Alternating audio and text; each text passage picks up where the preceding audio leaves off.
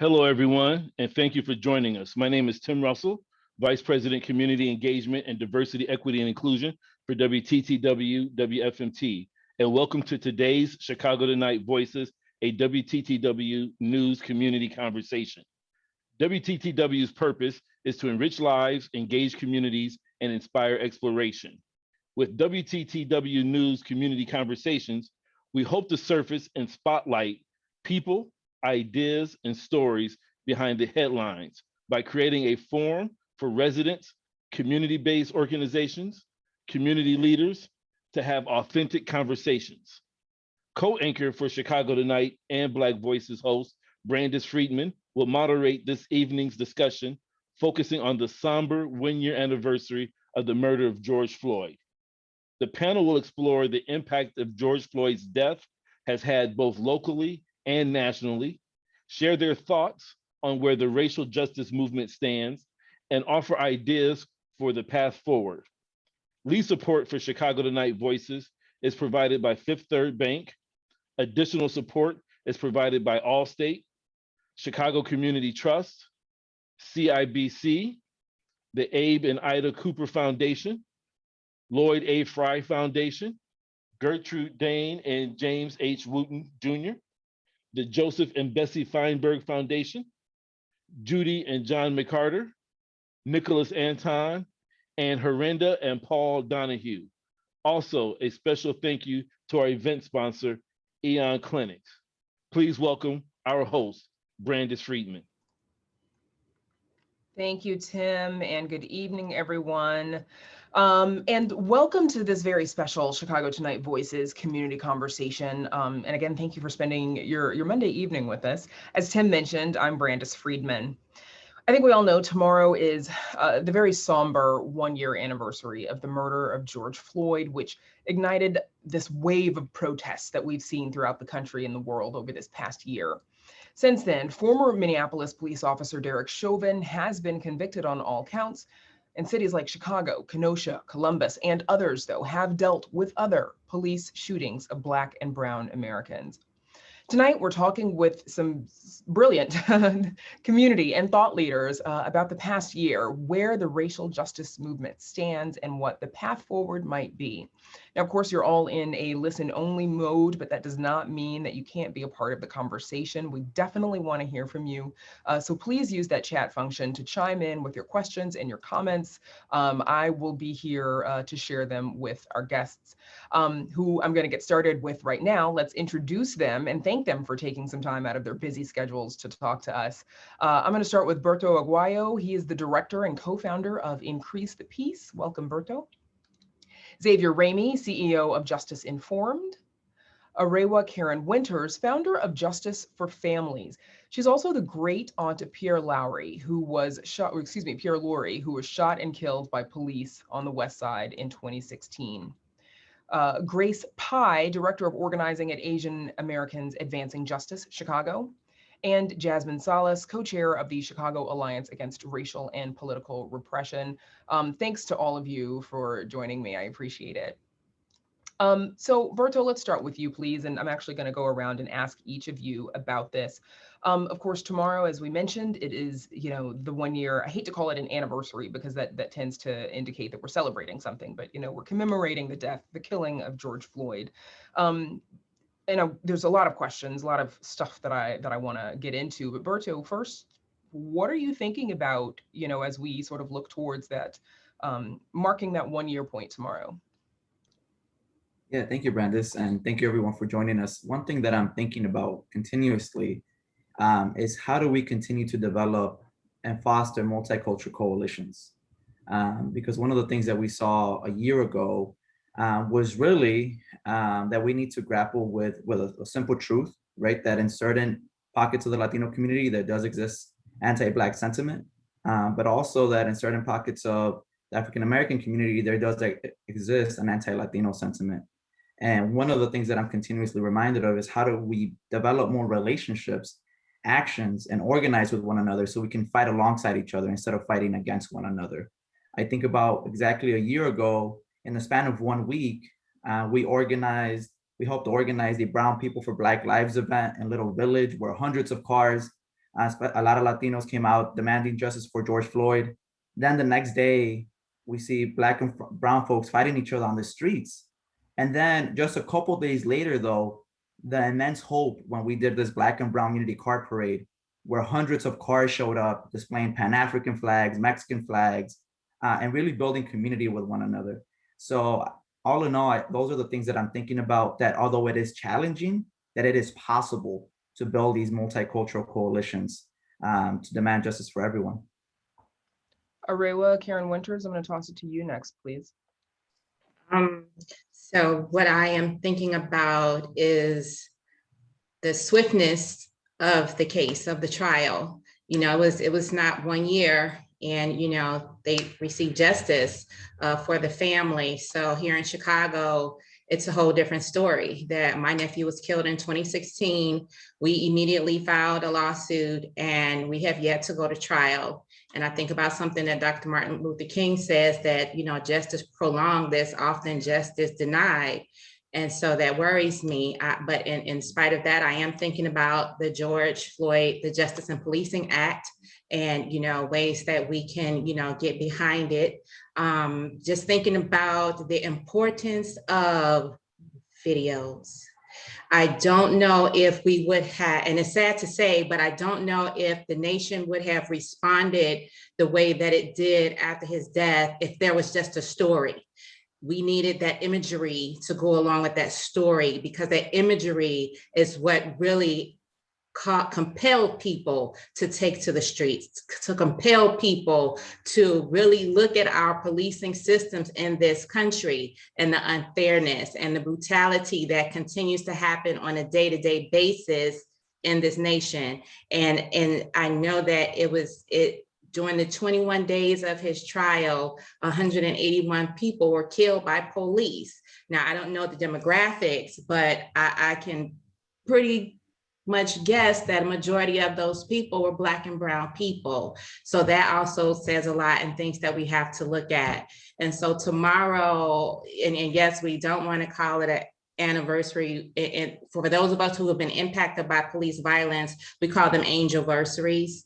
And so tomorrow we will be commemorating, you know, having a pop-up actually in North Lawndale for George Floyd. It's also African Liberation Day, just to continue to do the work around policing. And here in Chicago, we have a long road. We have a long road ahead of us. We have so much work to do.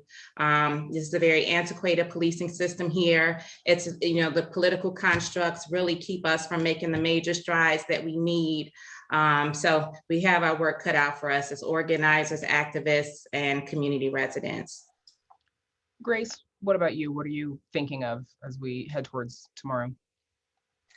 Yeah, you know, similar to Berto, I think it's really important to use these really tragic moments as an opportunity to start hard conversations with community members, right? The Asian American community, there is a lot of anti-Blackness in the Asian American community, but a lot of our young people are wanting to have those conversations with their family members, with their elders, right? With people who they know maybe have some of this underlying anti-Blackness. And I think, you know, it's an important time to continue that conversation, right? And to not just have it be something that happens in the first, you know, few months after a tragedy, but to make sure that we're doing the long-term work of having difficult conversations within our communities, because Asian Americans talking to other Asian Americans, I think, is a really important way to have that conversation, right? And to open up with people that you already are in relationship with, and to be able to, you know, slowly move those folks to think a little bit differently, or to,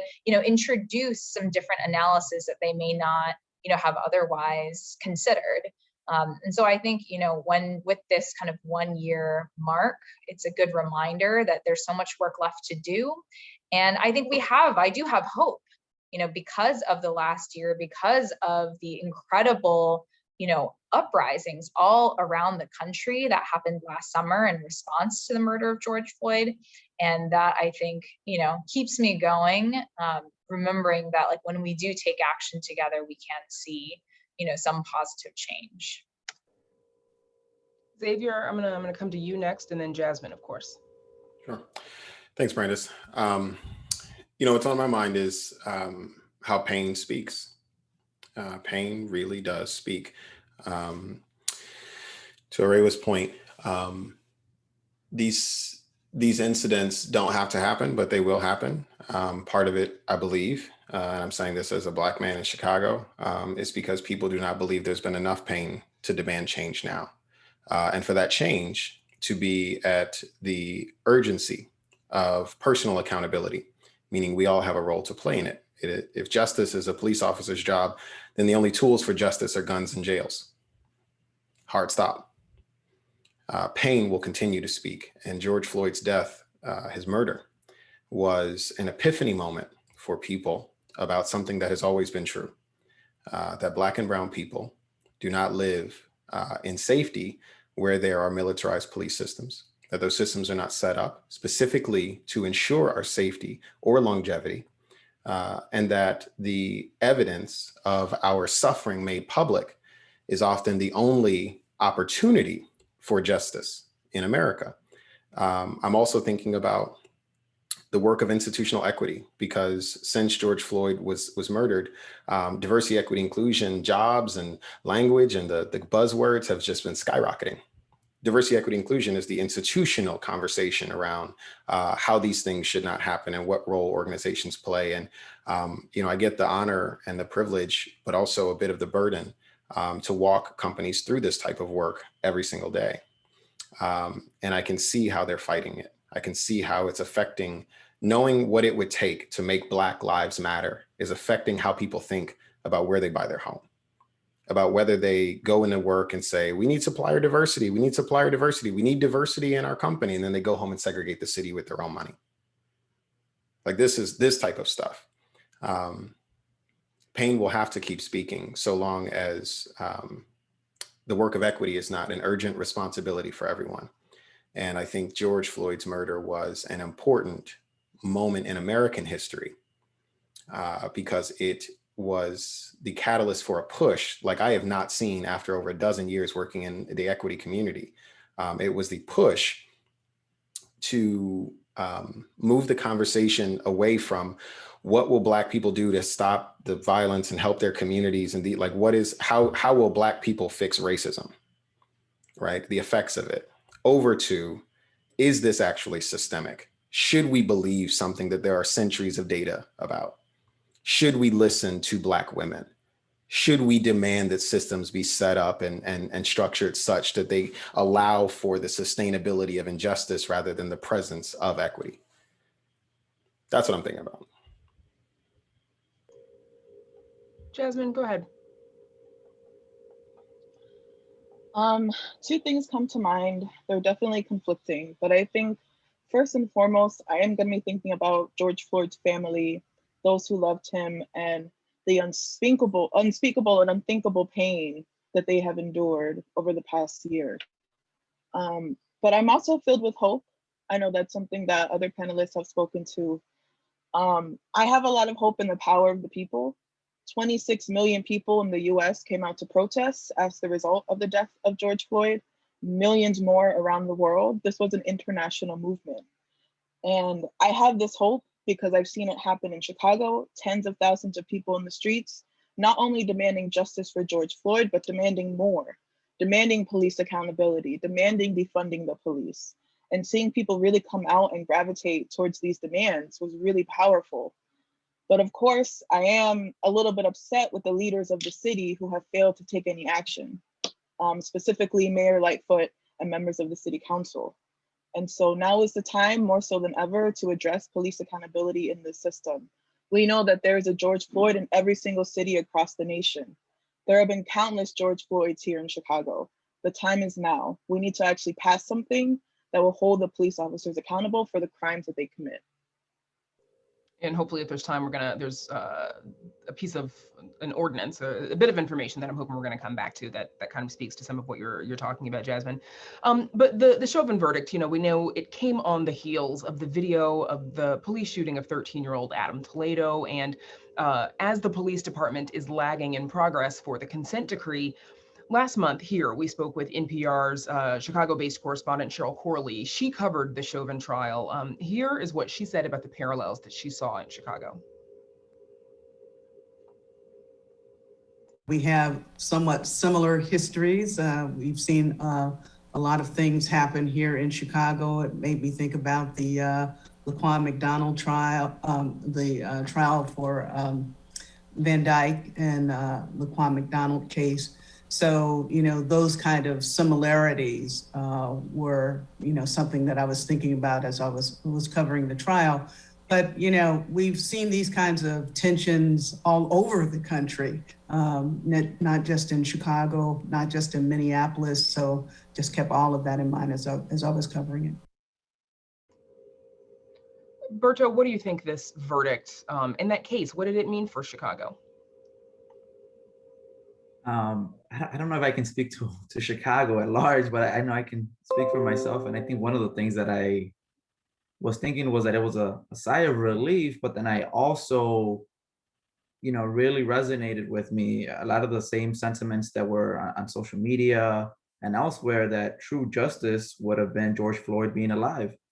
And I must admit, I was around that time, I was also in a really dark place, because it was around the same time that Adam Toledo, the murder of Adam Toledo was going on. And when I think about what justice means, right? Justice means Adam Toledo, George Floyd, Laquan McDonald, having communities and the resources that they need that are available elsewhere, right? That are available on the north side of the city, that are available in the suburbs. And so ultimately, when I think about true justice, for me, true justice is ensuring that we reallocate resources so that, you know, not 71% of youth in Little Village don't have a job, so that youth like Adam Toledo have an art class instead of having an over-policed community. And so, although it was a sigh of relief and a tiny step forward, I also think and relate to that sentiment that true justice is preventing those deaths from even happening in the first place. Arewa, how do you think verdicts like that impact the movement? And certainly, what are its limitations? Well, before I say how I think it impacts, I just want us to be clear that, you know, here in Chicago, so for Laquan McDonald, as we all know, that we would have never known about what happened to Laquan McDonald. There was no FaceTime live video, of course, but because the city, our political officials, tried to cover that story up. So if my memory serves me correct, an officer got in touch with the reporter or interviewer, and that reporter got in contact with an activist, and, you know, they went to work, and I believe they had to do the Freedom of Information Act to really start the ball rolling on what happened. Had it not been for that little train of events happening, I can't say we would have never known about that, but it could have been a possibility that we would have not have known about that. So that is what we deal with in Chicago in terms of our political, you know, structures and, you know, our policing system here, that, you know, we have a whole different set of demons that we deal with when we're trying to, you know, get justice for, you know, people who are killed here by police on a very regular basis. And I tell people this is nothing new, but what is new is that families are reacting. You know, once upon a time, you know, if you lost someone to police violence, that was the end of it. There was no trial, there was no outcry, there were no protests. So now, you know, families are like, you know what, enough is enough. And even for me as a family, after witnessing what I witnessed for Laquan McDonald, before we left the hospital that night, I told my niece, like, we're gonna find an attorney first thing in the morning, because we're not gonna give them, well, they start their lives from the very beginning, the onset of it. But we knew that we had to, like, just go to work immediately. We couldn't let any time lapse because of what, you know, our city does.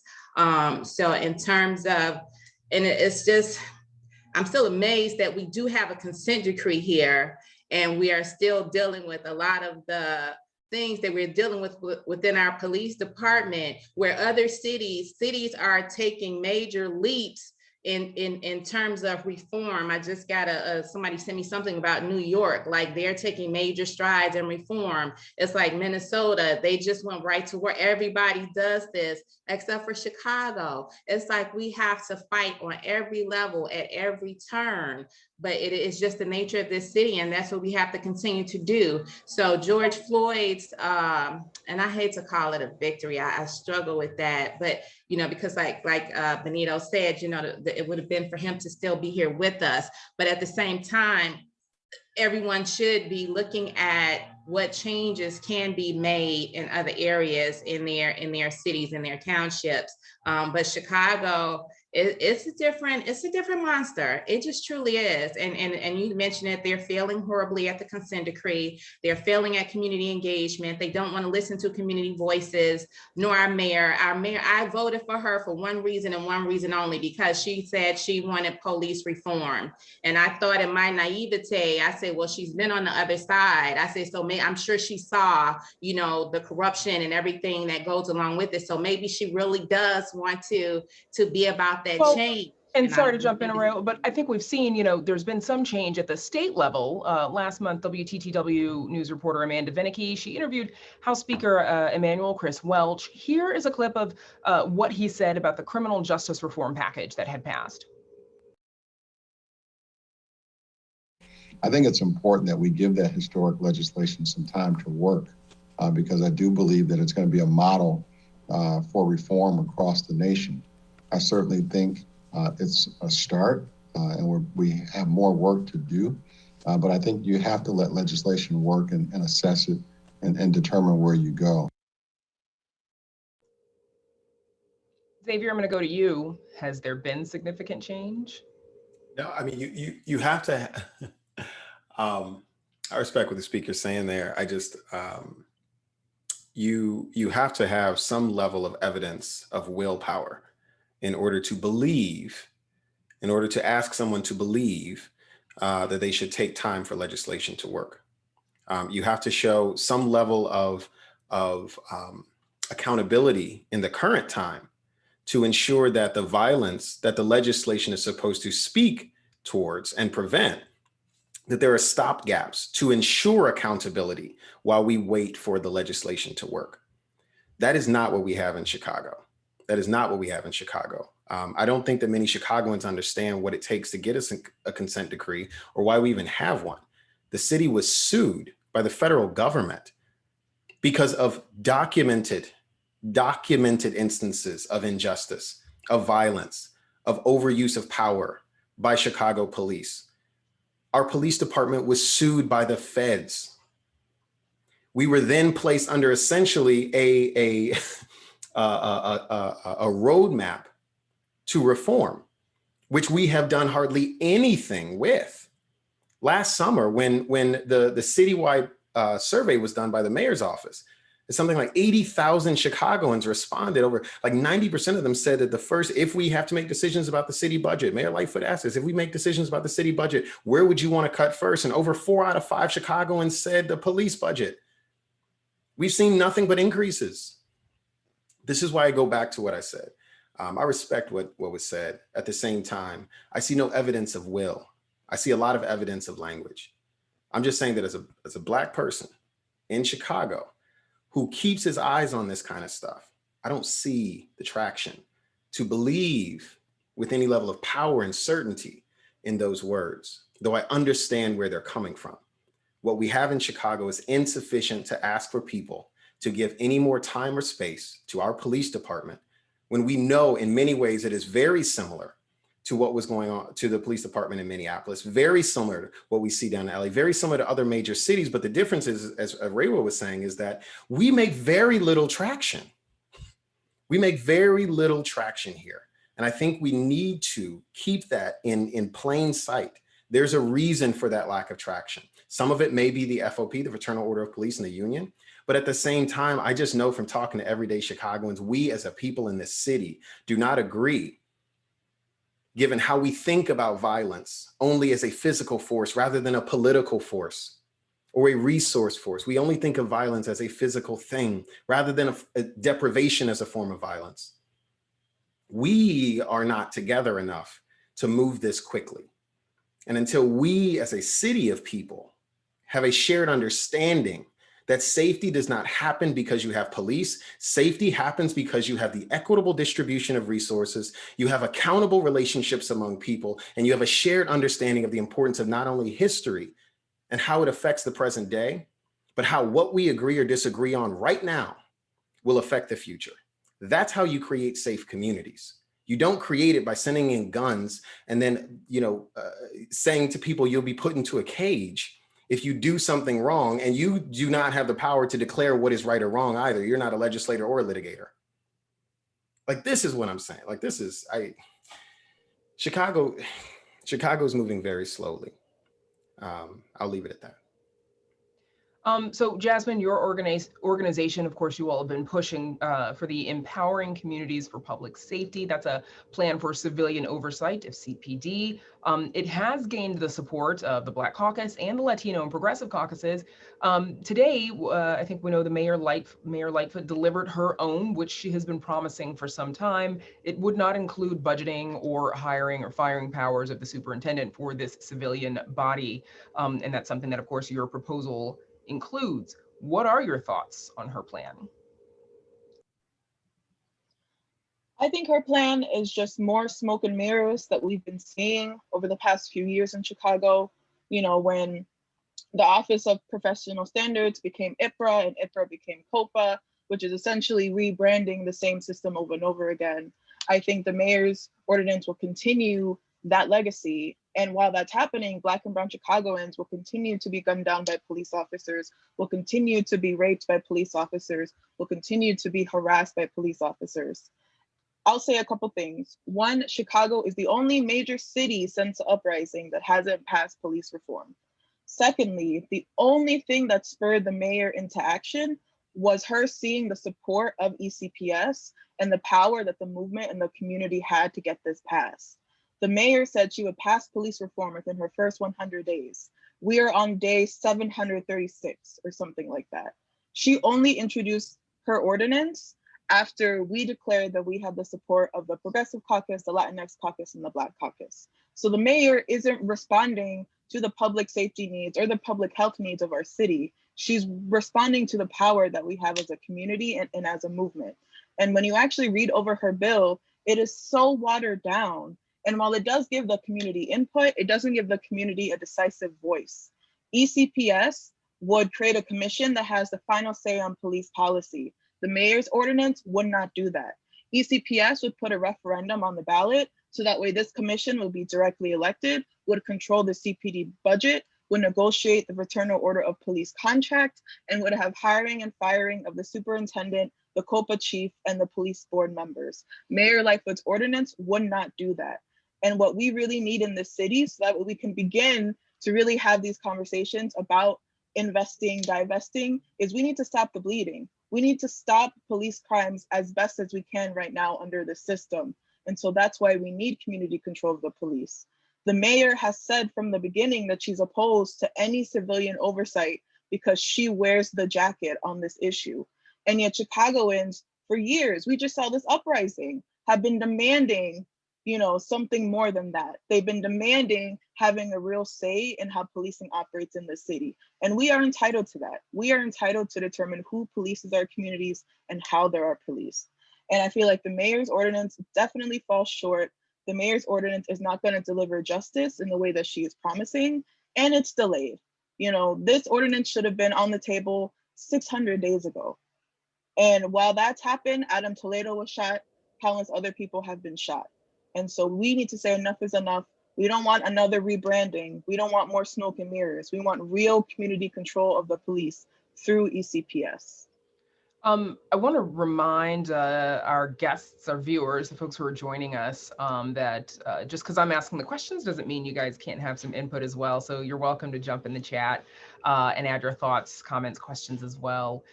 Grace, I want to come to you next. Asian Americans Advancing Justice has been doing work around racial justice in this past year as well. How important is it for different communities of color to work together and support each other? It's incredibly important, and it's kind of part of what we talk about with all of our work, that racial equity, there is no such thing as racial equity for Asian Americans, right? There is only racial equity for all people of color, and our work, fighting for solutions that impact Asian Americans has to be in line with, aligned with solutions that benefit other communities of color, right? We have seen how different minority groups have been pitted against each other throughout history. And I think it's really important for us to undo some of that and to really demonstrate what's possible when we have solidarity. So one of the things that I think was really positive that came out of the criminal justice bill from earlier this year was an end to the cash bail system in Illinois, an end to monetary bail. And that's an issue that we supported, despite Asian Americans not being the most impacted group by that issue of being, incarcerated pre-trial because of an unaffordable bail. That was one way that, we decided we're going to organize Asian Americans in support of and in solidarity with the Black community, which is much more impacted by this issue. So I think when it comes to issues of police accountability or criminal justice more broadly, or other issues that we work on, like education equity, right, that impacts many other groups, we have to really bring this analysis around how are we thinking about the solutions that we're advocating for, and really making sure that they don't harm any marginalized community, because we have unfortunately seen that throughout history, that some groups will advocate for themselves at the expense of others. And we have to have a conversation about increasing the size of the pie, not fighting over, the little crumbs that fall off the table. Berto, we know that, you've been really involved, obviously, in Black and Brown unity events, certainly last year especially. How would you describe the status of, those community relationships today? Well, I started and lead with that. I'm happy to say that next week is our second annual Black and Brown Unity Car Parade, June 4th at 6 p.m. out of Marquette Park. So anybody wants to come through, come through. So in that way, that's, the idea of going beyond just a year and going beyond the moment and making these things traditions and keeping them alive. And one of the things that I think about that Grace just mentioned is that criminal justice reform bill was, I think, also I saw the Latino caucus was also really in support of it, and was in the same way we're seeing those multicultural coalitions on the ground, but also in the state legislature with this specific bill. And shout out to Senator Peters and Emmanuel Chris Welch, because they were able to build those coalitions. And one of the things that I like particularly about it is the anonymous complaints, portion of the bill that allows for anonymous complaints to be included in investigations of police misconduct, because we know a lot of our people who are undocumented, would not be able to make or feel comfortable making those complaints otherwise. So for me, that was a big piece that I think can advance a lot of different things in the Latino community. And I think that going forward into thinking about Black and Brown relationships, not just in elected bodies, but on the ground, is we really need to talk about segregation and the way in which Cermak Road or 51st Street or all these dividers have played a role in keeping Black and Brown folks, although approximate, separately, right? And we have to talk about how we challenge that system of segregation to really build multicultural relationships, and really thinking about the fact that it was designed that way to keep Black and Brown folks fighting against one another, like Grace said, for those crumbs. We have to talk about how do we ensure that more Black and Brown folks are building relationships and are not, and we ensure that through our policies, we do that systemically. Because otherwise we can do a lot of things incrementally, a lot of events, but unless we're tackling the big old segregation that this city was founded upon, it's going to be very hard to make that sustainable. So those are some of the things we're thinking about, and also supporting things like ECPS, which Jazmine, I'm proud to share that Increase the Peace last week voted to support. So you got to support those kind of policies too.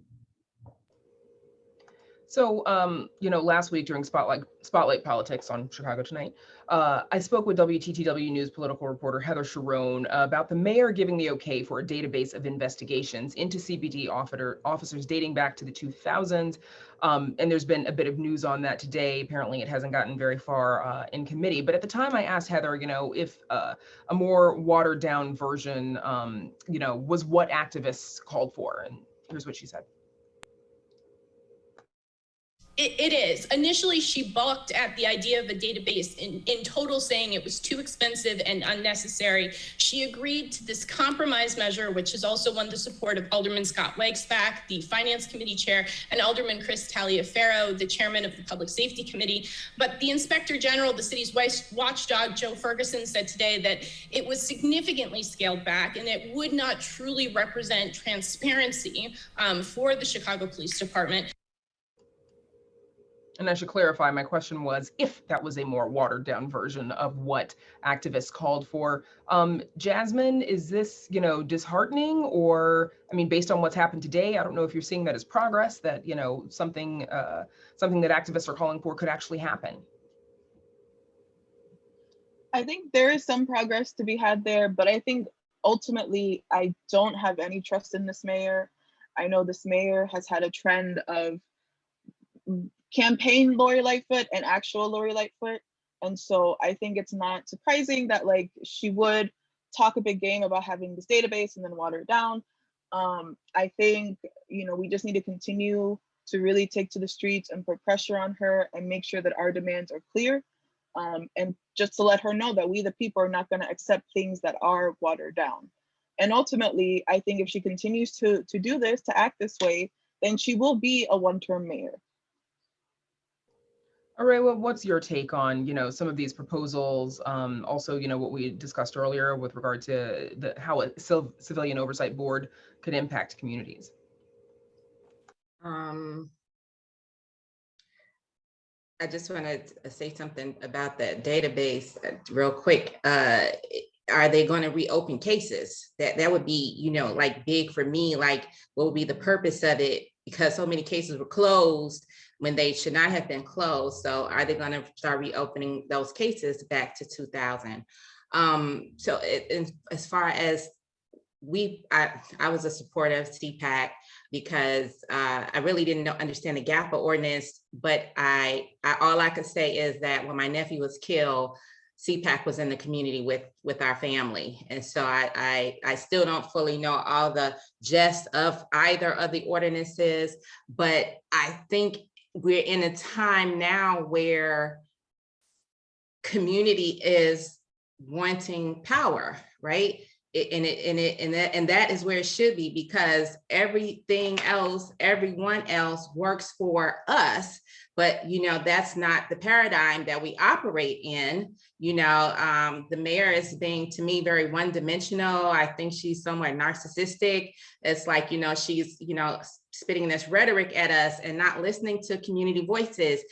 The coalition in 2019 gave CPD in the city a foot pursuit policy. So had they listened or received us, the community, the impacted voices, especially for so many who have lost loved ones to police foot pursuits, fatal foot pursuits, maybe Adam Toledo and Anthony Alvarez would still be with us today. So it's like, this is what we're dealing with. So I am definitely for civilian oversight. And I think it could be a very corrective measure to a very corrupt, institution. So I am all for civilian oversight. And she did say she was going to pass it within 100 days. And then she sprang up, I say politicians, I call them politicians because they got tricks.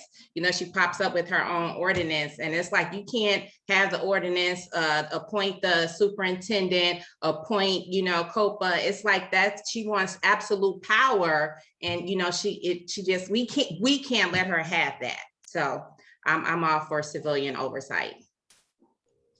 Community oversight. And Arewa, as someone who sadly has lost a loved one to police violence, are you hopeful? Do you have hope that change is happening, especially, if it seems like it's been accelerated in this past year? Not accelerated.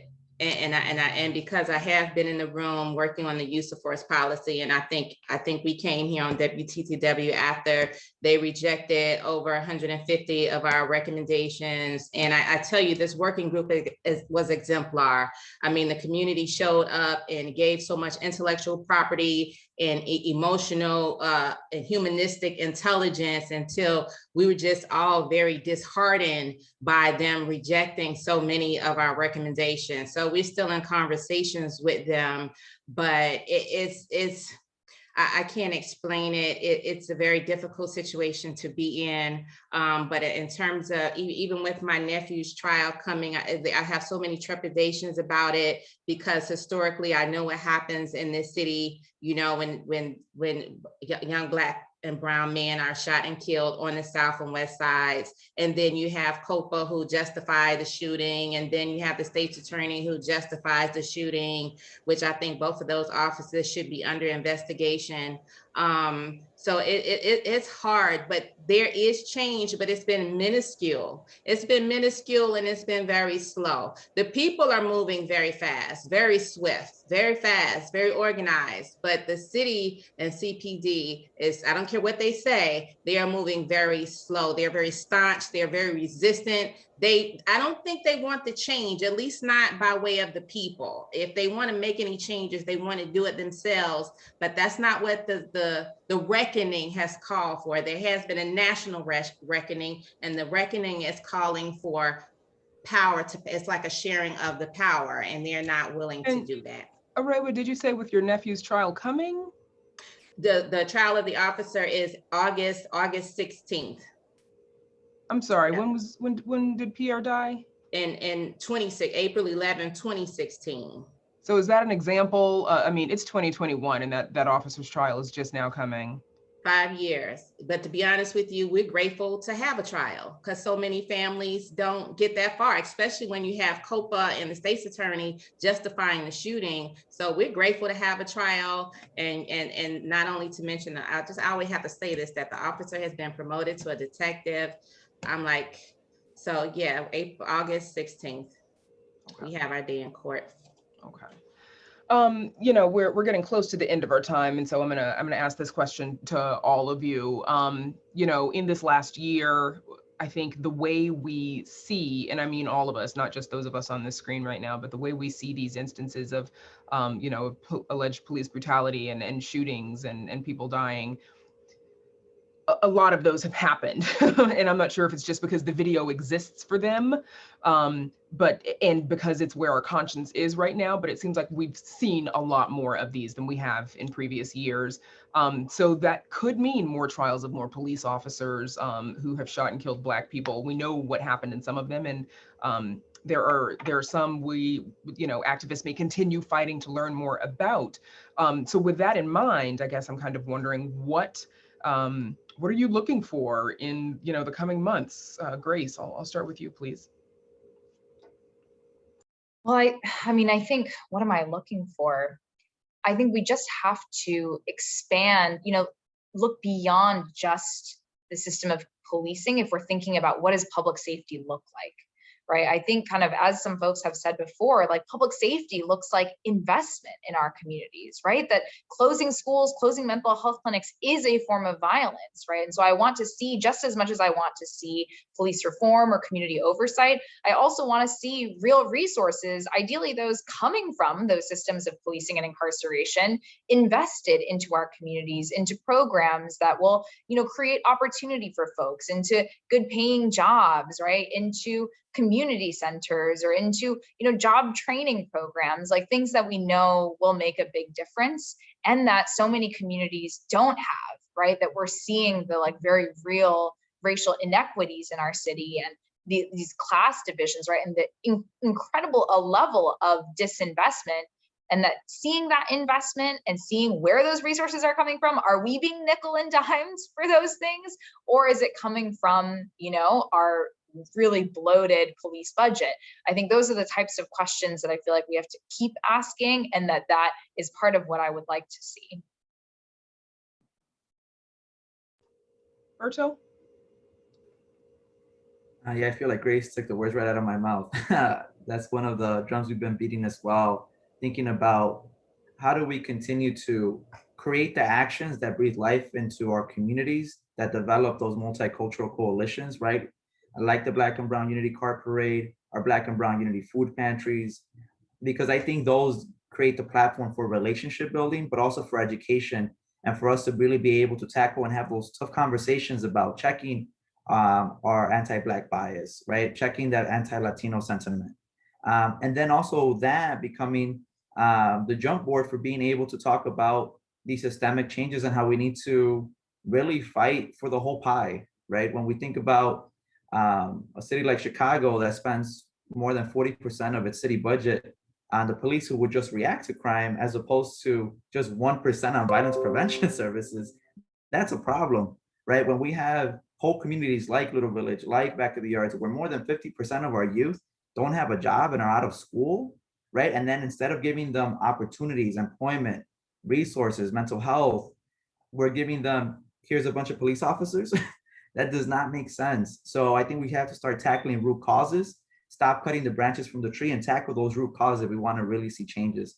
And so one of the things I'm looking forward to is creating the momentum to do that, and creating those platforms to be able to create more of those coalitions to fight for those things. Jazmine?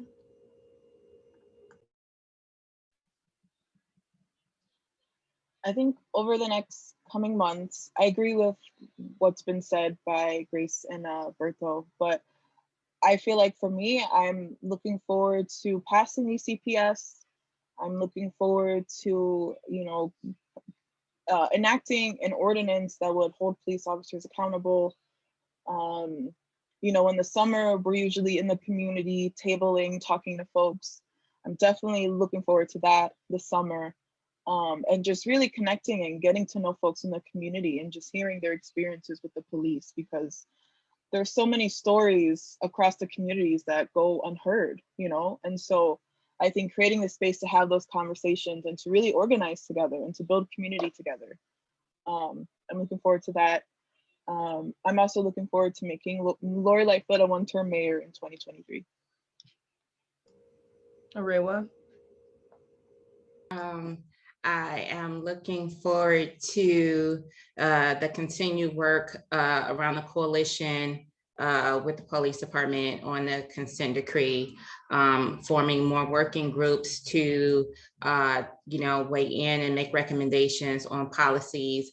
I'm also hoping that the larger community really learns more about the consent decree and the work that we can, accomplish in it when we kind of forge together, I feel like everybody is working in silos and wanting to create a lot of new things, but the consent decree, it's a living document, and it can definitely be expanded, but we need more voices working with us at the work. It's like, I feel like we're this small body of folk, roughly around 30 folk, really going up against the Chicago Police Department and the city. So we have to build capacity and bring more voices into the room with us, because there is police accountability. There is a working group that's supposed to be happening on police accountability, but our mayor is trying to get rid of our working groups, and that's the community engagement aspect in the consent decree.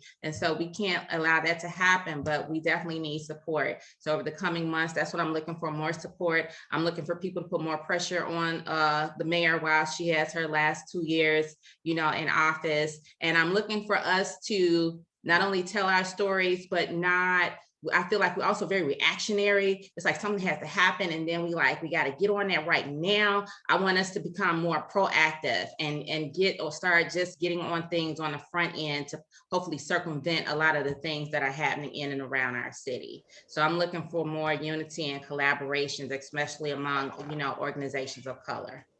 Okay. Last but not least, Xavier, take us home. Sure. Well, first, I just want to say thank you all for making space for this really important conversation. I want to end this how I started. I wish pain didn't speak. George Floyd should be here. And he's not here.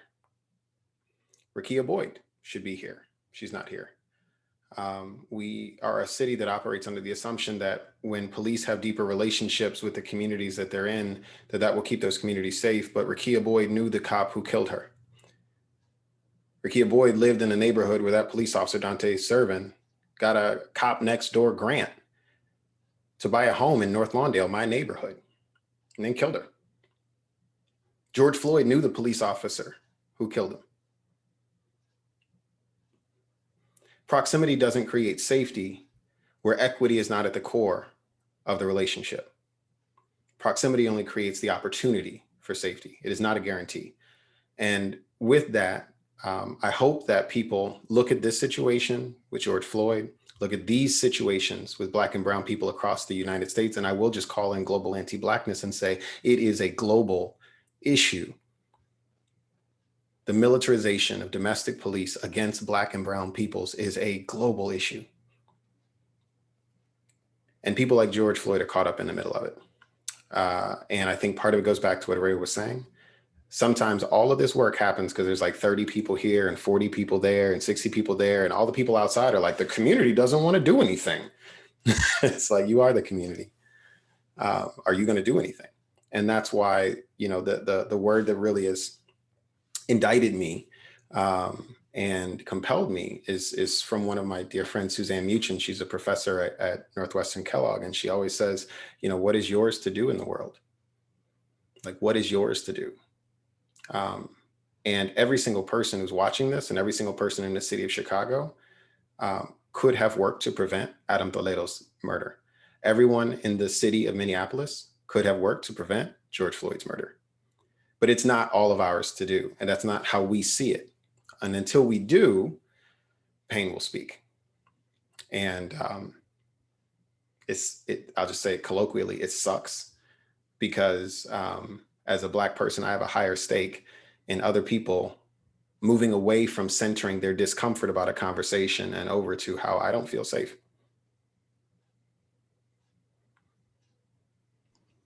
Okay, well said, all of you. Thank you, all of you, so much for joining us and for bringing us your take, your insights. Obviously, the conversation continues because I have a ton of questions I didn't even get to tonight. And there's plenty that we could always talk about, but I'm sure that I'll be speaking with each of you again sometime. I want to thank our viewers as well for joining us. We are sharing in just a second. We're going to share a short form on the chat. So if you click that, there it is right there. Then you can submit ideas, stories, topics, and issues that you think we need to be covering. So please do take a minute, fill that out, share your thoughts. For more reflection on this past year, please join me and my co-anchor Paris Schutz on Chicago Tonight tomorrow at 7 o'clock. We're going to have a special on policing, but we're going to talk about mental health, but also calls to defund the police, the latest on the consent decree, and community oversight. Before we part ways, I hope you all enjoyed this conversation and that you'll watch Chicago Tonight Latino Voices and Chicago Tonight Black Voices, which broadcast on Saturdays and Sundays respectively at 6 p.m. on WTTW. And of course, they're streaming live on demand at WTTW.com/news, Facebook, and YouTube. And please join us here again on Monday, June 28th at 8 p.m. for our next community conversation. With that, I'm going to thank everyone again and wish you all a good night. Best of luck. Thanks for the work that you do. Take care. All right. Thank you. Good night, everyone. All right.